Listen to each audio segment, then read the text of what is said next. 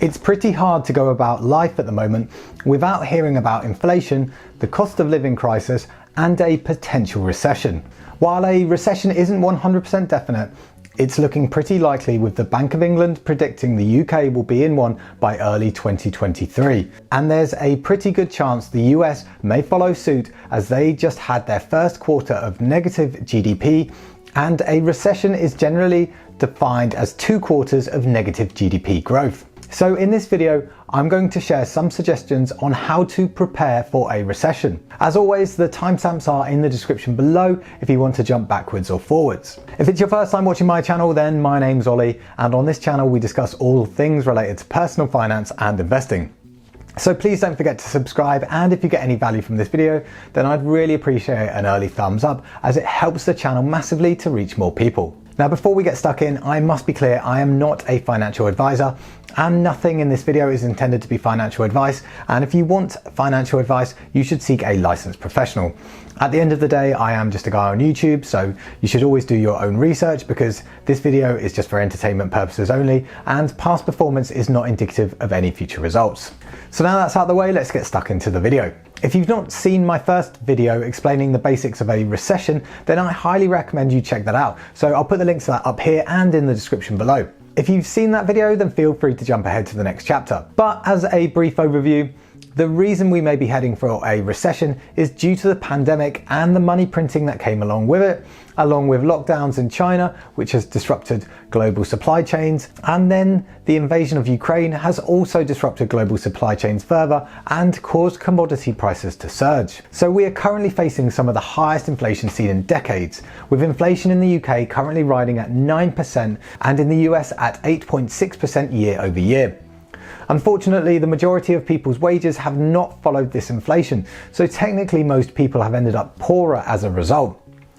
Now, to combat inflation, the Bank of England has raised the base interest rate, which at the time of recording is at 1%, which is the highest it's been in 13 years, and more increases are expected in 2022.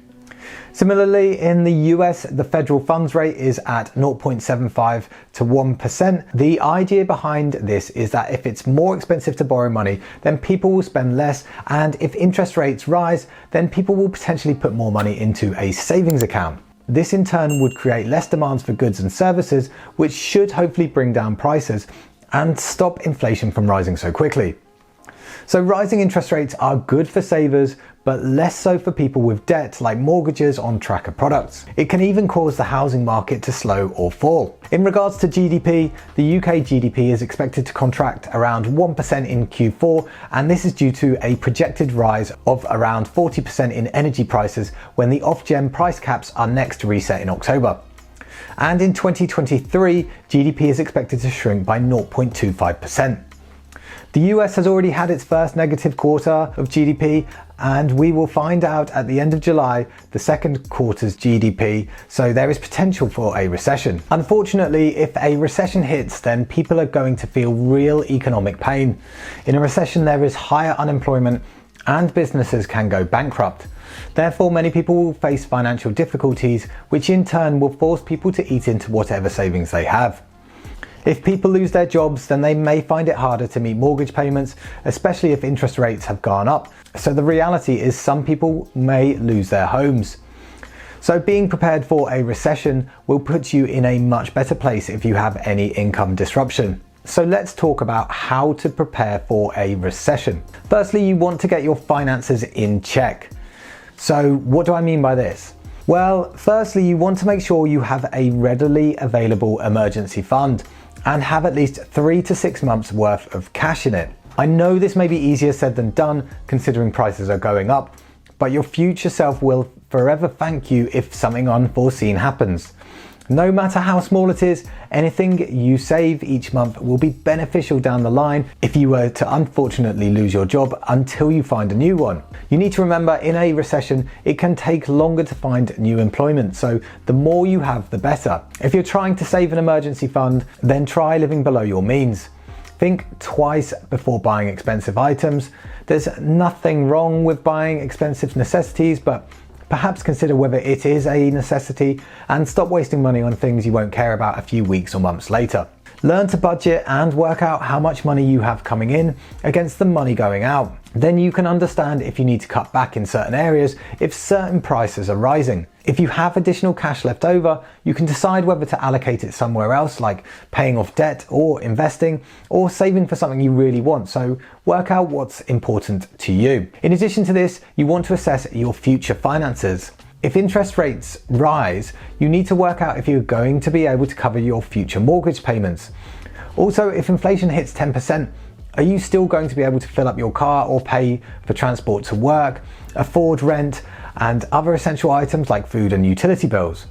Understanding where your money is going is crucial. You also want to pay off what debt you can and pay off credit card bills. Ideally, you want to stop buying things you can't afford and avoid taking on additional debt because there's a higher chance of unemployment, and with higher interest rates, it makes these kind of purchases riskier. Personally, I would pay off higher interest debt first, but you need to work out what's most beneficial to you. So my next suggestion on how to prepare for a recession is to start a side hustle.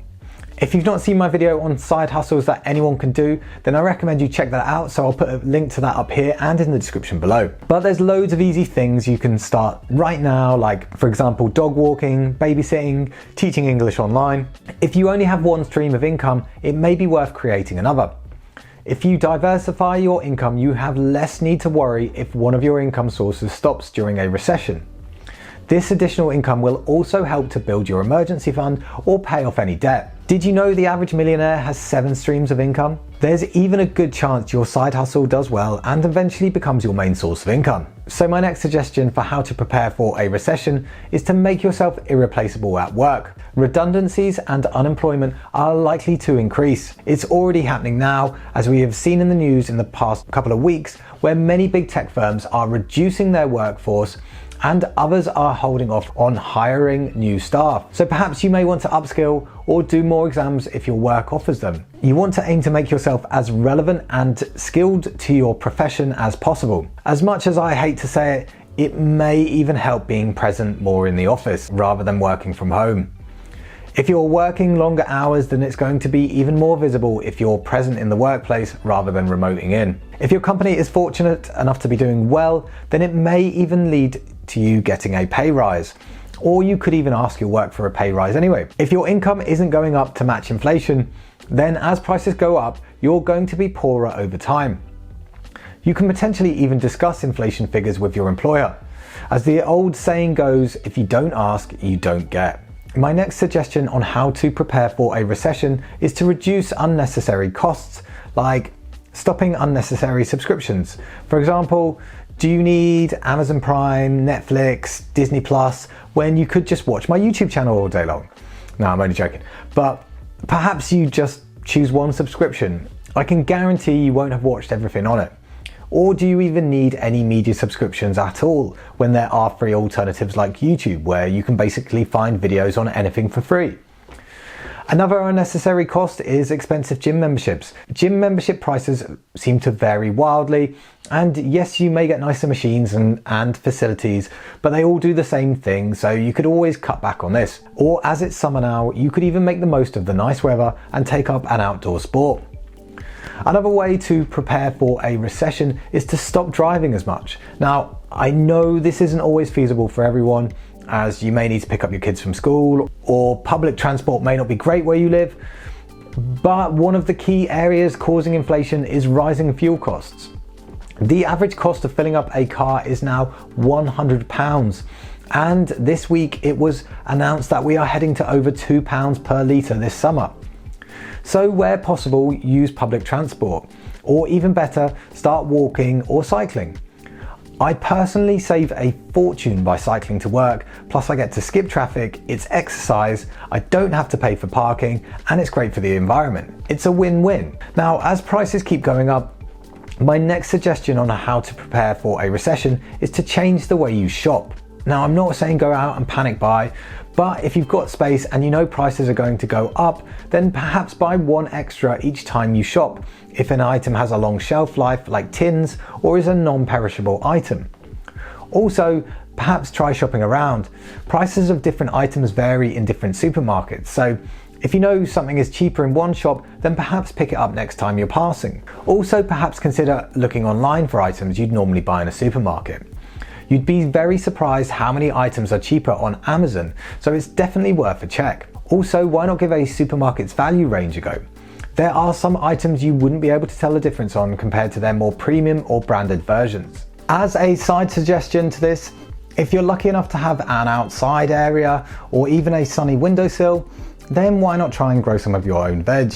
There's nothing more rewarding than picking something out of the garden and eating it straight after. Plus, you don't get more organic than that. My next suggestion on how to prepare for a recession is to sell things you don't use. Not only does this reduce clutter in your house, but it can help pay off debt or add to your emergency fund. I can guarantee every single person watching this video will have at least one item in their wardrobe or around their house that they don't use and could sell. It's never been easier with Gumtree and Facebook Marketplace pages. Plus, you may even be surprised that there is a higher demand for second-hand items when money is tighter. Now, my next two suggestions on how to prepare for a recession depend on how responsible you are with spending. So, firstly, if you're the type of person who is bad with spending on your bank cards and racking up bills, then the suggestion would be to spend more cash. Try leaving your cards at home. Having cash makes you more accountable as you know how much money you took out of the bank. It also prevents you from buying things you can't afford on a credit card.